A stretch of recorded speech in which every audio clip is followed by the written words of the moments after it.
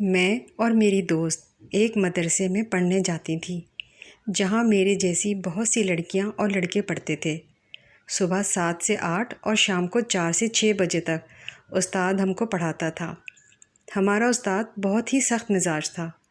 وہ چھوٹی چھوٹی غلطی پر بھی بہت مارتا تھا، تو اس کو بھی بہت مار پڑی کہ مدرسے سے جانے سے اس نے انکار کر دیا۔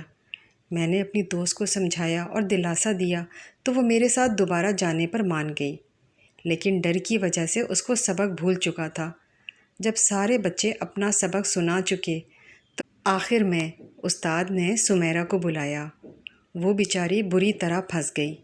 اس کو کچھ بھی یاد نہیں تھا، لیکن اس دفعہ استاد نے اس کو مارنے کے بجائے پیار سے سمجھانا شروع کر دیا اور کہنے لگا کہ جب سب بچے چھٹی کر کے جائیں تو تم آدھا گھنٹہ مزید رک جانا، میں تم کو اچھی طرح سبق یاد کرا دوں گا۔ استاد کا نرم رویہ دیکھ کر سمیرہ خوش ہو گئی۔ پھر چھٹی کے وقت ہم سب بچے گھر چلے گئے، لیکن سمیرہ مدرسے میں ہی رک گئی۔ پھر اگلے دن جب سمیرہ مدرسے سے آئی تو اس کا رنگ اڑا ہوا تھا اور وہ خاموش خاموش سی لگ رہی تھی۔ میرے بار بار پوچھنے پر بھی اس نے کچھ نہیں بتایا۔ پھر یہ روز کا معمول بن گیا۔ استاد روزانہ چھٹی کے بعد سمیرہ کو مدرسے میں روک لیتا اور باقی بچوں سے آدھا گھنٹے بعد اس کو چھٹی دے دیتا۔ مجھے شک ہو رہا تھا کہ دال میں کچھ کالا ہے، لیکن میں خود چونکہ 7-8 سال کی تھی، اس لیے مجھے کس چیز کے بارے میں معلوم نہیں تھا۔ ایک دن ہم مدرسے سے چھٹی کر کے گھر واپس آئے تو اس دن بھی سمیرہ کو حسب معمول استاد نے مدرسے میں ہی روکا ہوا تھا۔ پھر جیسے ہی میں محلے میں پہنچی تو سمیرہ کی امی نے مجھے گلی میں روک لیا اور کہنے لگیں کہ جاؤ سمیرہ کو بلا کر لاؤ، گھر میں مہمان آئے ہیں۔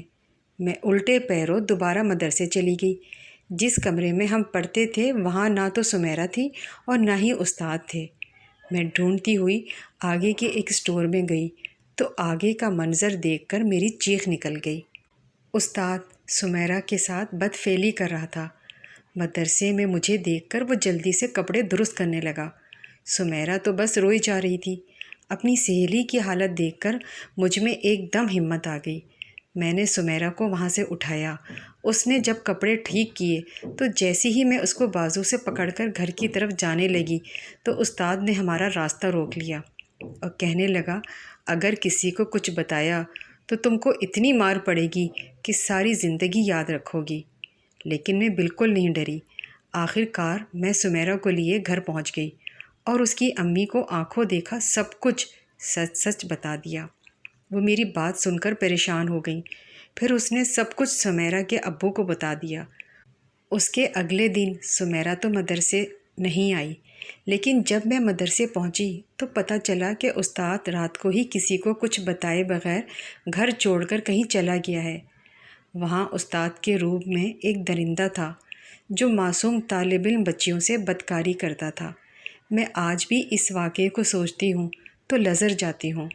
اگر اس دن ہمت کر کے میں ساری بات سمیرہ کی امی کو نہ بتاتی تو پتہ نہیں کب تک معصوم سمیرہ کو ظلم سہنا پڑتا۔ اس طرح کے واقعات آج بھی عام ہیں جو روزانہ سننے میں آتے ہیں۔ اپنی بچیوں کو مدرسے بھیجتے ہوئے بہت خاص خیال رکھیں۔